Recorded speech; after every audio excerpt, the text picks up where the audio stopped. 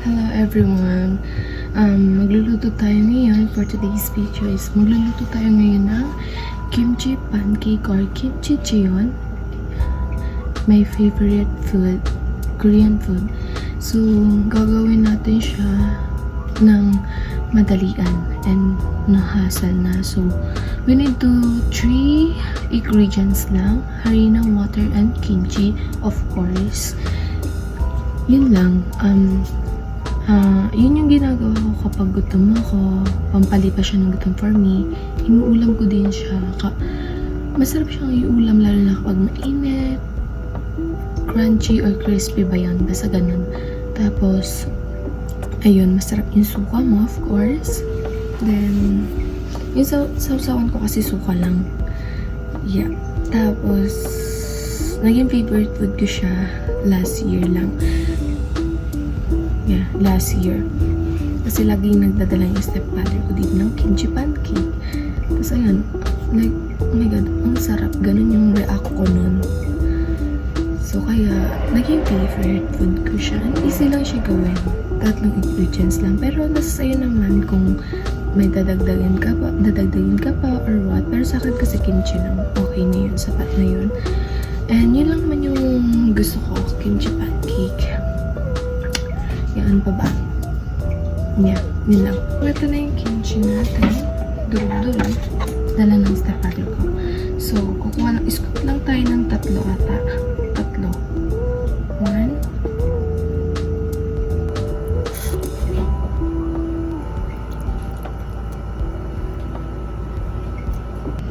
Yung kimchi niyo mas maganda kung maliit siya na slice or pero nasa sa inyo kung malaki ba ay hindi nyo na ikakat or what. Sa akin kasi, 2 lang din naman. Depende.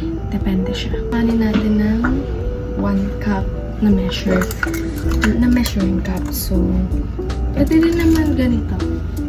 Yung pantakan ng bigas. Kasi 1 cup din naman siya. So, yeah. Dati yun yung ginagamit ko. Pero ngayon, eto na. 1 cup. Pero masyadong malaki to. Kasi, minsan na yung harina na sosobrahan dito. Kaya nagiging makapal yung harina. Dati. Nung ako nagluluto. So, yeah. Kuha tayo ng harina. 1 cup na tapos 1 cup din ng water. Pero sa akin, nakadepende rin naman. Nakadepende kung gusto mo kung malapot or matubig-tubig. Pero, sa akin kasi, 1 cup na tas nakadepende na. Tatansyahin ko na lang yung water nun. Yan, kumukuha na tayo ng harina. 1 cup dapat siya. Yan. 1 cup, pero wait lang. Siyempre, kailangan natin maging pantay.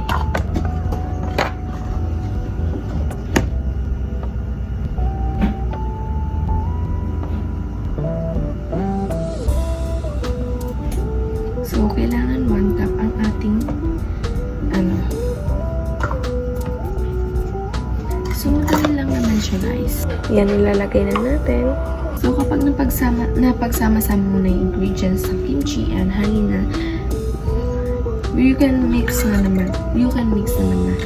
So, i-mix ko lang siya, tapos titingnan ko kung gaano karami yung tubig na ilalagay ko para alam ko.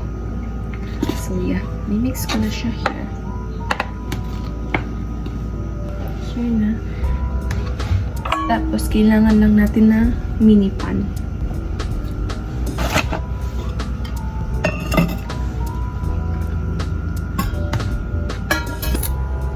So, yun lang natin siya na pan ko siya. Tapos, fry. Tapos, papainitin lang natin yung pan.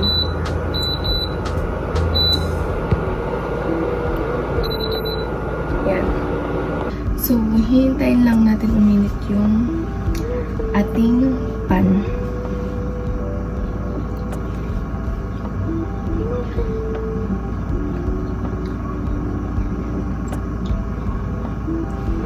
So, umiinit na siya. So, we need to lagay na ng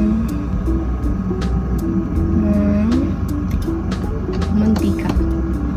Add lang natin to. Tapos, tatry natin. Tatry natin siya.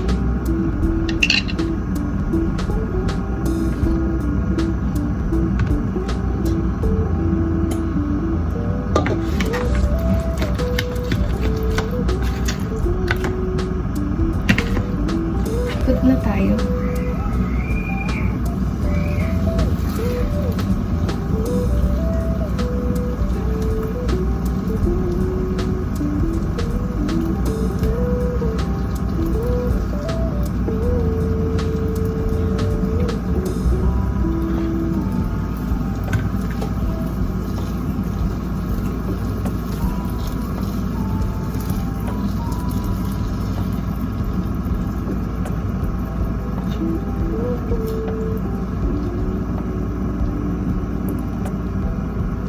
So, hintayin lang natin maluto yung baba niya para, ano mo yun?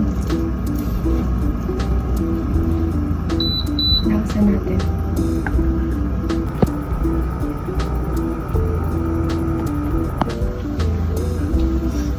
Naaamoy ko na siya. Ang bango niya.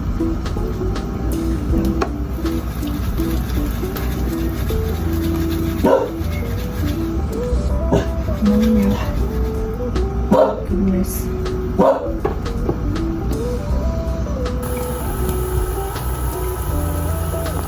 Here na siya.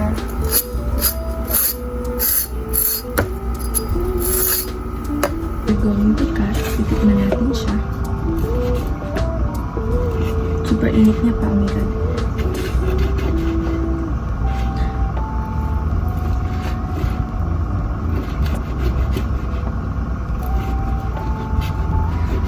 So, hati lang tayo.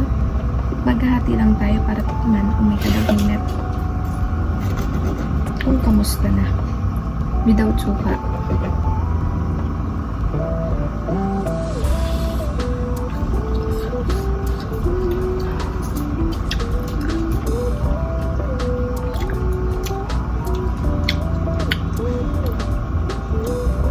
Sarap. Ang sarap nyo, guys. Naano ko yung juice. Yung juice ng kimchi. Like, oh my God, lasang-lasa.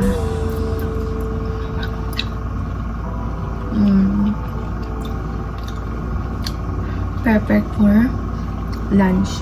Kasi, kakagising ko lang. Kakagising lang namin. So, nagluto ako agad ng kimchi. So, ayun na.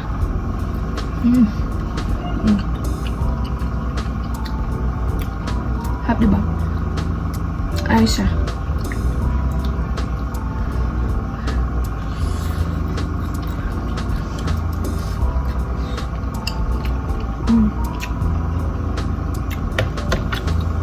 Ayun na. Tapos na tayo magluto. Ito na ang ating kimchi pancake or kimchi jeon. So, yeah. Pwede na natin siyang kainin. And natikman na natin siya kanina and super sarap.